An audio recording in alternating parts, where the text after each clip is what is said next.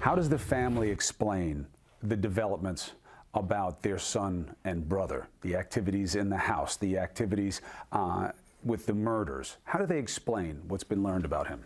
It's really challenging because they never saw any warning signs or any real characteristics that would let them know that any of this was going to take place.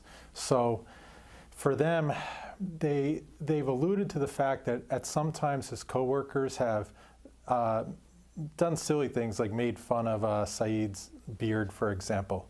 But it's like there's so little there to understand or explain what happened or why it happened, and that's kind of what makes this fascinating. There's no there's no connection to anything having to do with religion, although that's tried to been connected to. It's just there's no evidence of anything really. You know, federal authorities are saying that they believe there is proof that he had become radicalized. You say that's not true?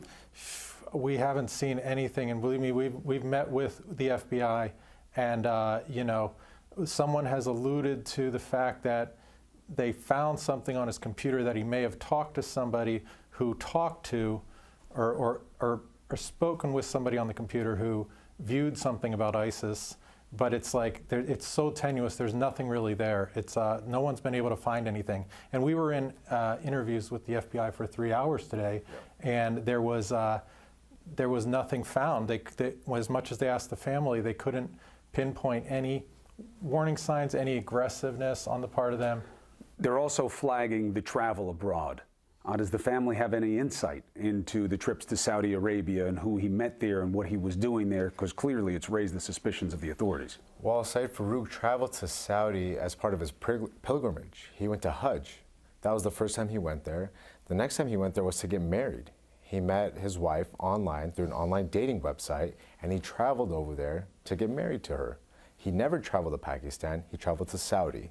You say Pakistan because that's where his wife was born. His wife was born in Pakistan. She was born and raised in Pakistan, and then at the age of about 18 to 20, she had moved to Riyadh. What do they know about her? Because obviously this is highly unusual for a woman to not just be involved in the planning, but the actual execution of these kinds of murders. Well, they don't know that anybody was involved or that she was involved in the planning of this. She was very conservative. She was a stay-at-home mom. She was helping raising the children. She was taking care of the mother at the house.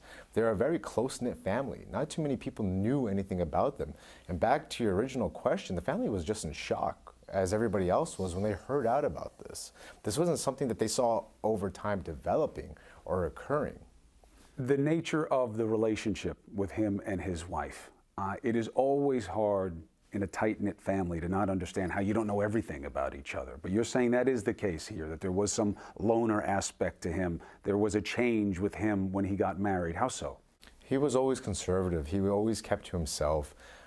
His wife, compared to the rest of the family, they were kind of on their own little planet. They weren't married that long. They were kind of like newlyweds. They kind of kept to themselves in the whole situation.